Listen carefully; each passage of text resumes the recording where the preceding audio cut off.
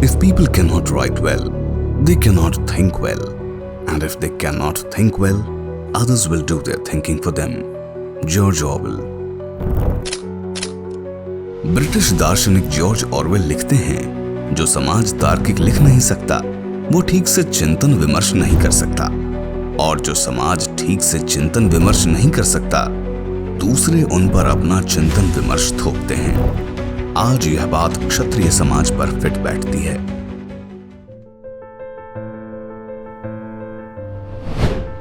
मैं क्षत्रिय हूं। मैंने इस देश को वो भव्य विशाल किले सौंपे जिनकी सदियों तक मेरे जुझारू पूर्वजों ने अपने प्राणों की आहुति देकर रक्षा की। मैंने अपनी विरासत, जंतर मंतर, खजुराहो, हजारों मंदिर बावड़ियां इस राष्ट्र को समर्पित की। मैंने उन स्टेट आर्मी फोर्सेस जिनकी गरिमा को मेरे पूर्वजों ने अपने रक्त से बनाया था इस देश को सौंपी। जैसलमेर से लेकर मोतिहारी तक और जम्मू से लेकर जबलपुर तक मेरे पुरखों ने अनेकानेक शहरों को बसाया। मैंने उन सभी को हजारों एकड़ जमीनों को इस आशा के साथ इस देश को सौंपा था कि सर्वजन का भला होगा, साथ ही मेरे साथ भी न्याय होगा। मेरी विरासत, मेरा वर्तमान, मेरा भविष्य सुरक्षित होगा। सन 1947 के बाद मेरा शासक वर्ग से कोई प्रत्यक्ष संबंध नहीं रहा। शिक्षा, नीति निर्माण, शक्ति संरचना और मीडिया में मेरी नगण्य भागीदारी बची है। मेरा शून्य इंटरफेरेंस बचा है। मेरे जातीय कोटे से बने सांसद और विधायक मेरे हित को छोड़कर हर चीज की बात करते हैं। पर विडंबना देखिए, मेरे शक्तिहीन होने के बाद भी मुझ पर मीडिया, सिनेमा, अकादमिक और यहाँ तक कि राजनीतिक दलों के माध्यम से इस प्रकार हमला किया जाता है मानो इस देश का शासक वर्ग आज भी मैं ही हूँ। राष्ट्र की रक्षा के लिए शीश देने वाले मेरे महान पूर्वजों को वो लोग अपमानित करते हैं जिनके पुरखे अरब तुर्क आक्रमणों के समय या तो कहीं छुप जाया करते थे या उनके दरबारों में प्रशासनिक से लेकर वित्तीय तथा श्रम सेवाएं दिया करते थे। इस देश के सभी इंस्टीट्यूशंस में प्रभुत्व रखने वाला वो वर्ग भी मुझे ही शोषक प्रचारित करता है। द प्रिंट और शेखर गुप्ता मुझे घेरने के लिए हाथरस का इस्तेमाल कर मेरे पूरे समुदाय को निशाना बनाते हैं, क्योंकि आरोपी मेरे समुदाय से थे। लेकिन वे बांका, मधुबनी, सीवान, हरनाव, नागौर आदि घटनाओं को दबाते हैं क्योंकि इसमें पीड़ित मेरे समुदाय से थे।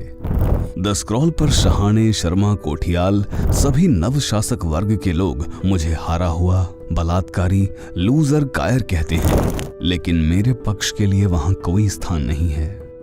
मेरे समाज की महिलाओं पर रोज अभद्र टिप्पणियां और घृणापूर्ण मजाक किया जाता है।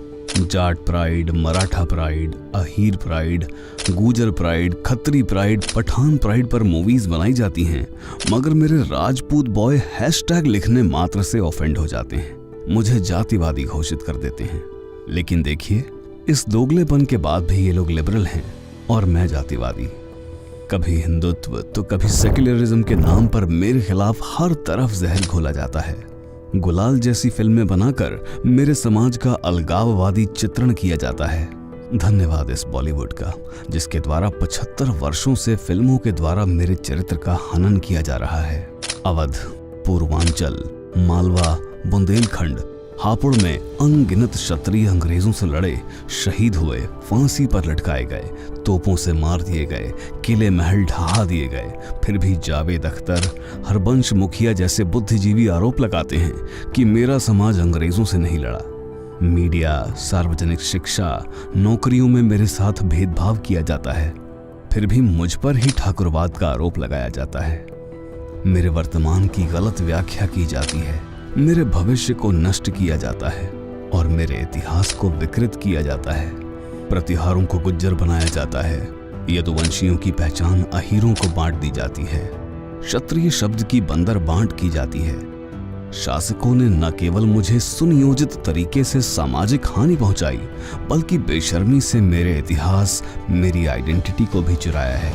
फर्जी और काल्पनिक टर्म राजपूतीकरण के नाम पर आपने विभिन्न जातियों को मेरे विरुद्ध खड़ा करके सौहार्द को बिगाड़ा है। लेकिन ऐसा नहीं है कि मैं सक्षम नहीं हूं या अपंग हूं। उत्तर व मध्य भारत के विभिन्न राज्यों में अच्छी खासी आबादी, विभिन्न क्षेत्रों में व्यक्तिगत उपलब्धियां होने के बावजूद भी यदि मैं इस अत्याचार को झेल रहा हूं तो उसका कारण है मेरी सहनशीलता। मैं आज भी स्वयं का नुकसान करके, अपने आप को खपा के इस राष्ट्र और धर्म की रक्षा को निज हित से ऊंचा मान रहा हूं। मैं आज भी हर मौके पर अपने हितों का बलिदान दे रहा हूं, जहां मुझे ये भ्रम है कि ये कार्य राष्ट्र धर्म या मानव हित का है। पर एक दिन मेरा ये भ्रम टूटेगा, तब मैं समझूंगा कि जिसे मैं त्याग, परोपकार, बलिदान समझ रहा हूं वो सब एक छलावा है। एक दिन मैं समझूंगा कि कैसे इन 75 सालों में मैं पंचिंग बैग बन गया हूं। एक दिन मैं समझूंगा कि कैसे इस देश में मेरे मौलिक अधिकार तक सुरक्षित नहीं हैं। एक दिन मैं जान जाऊंगा जो मेरा सर्वस्व मैंने इस देश को सौंप दिया, उसके बदले मुझे सिर्फ और सिर्फ प्रताड़ना मिली है। एक दिन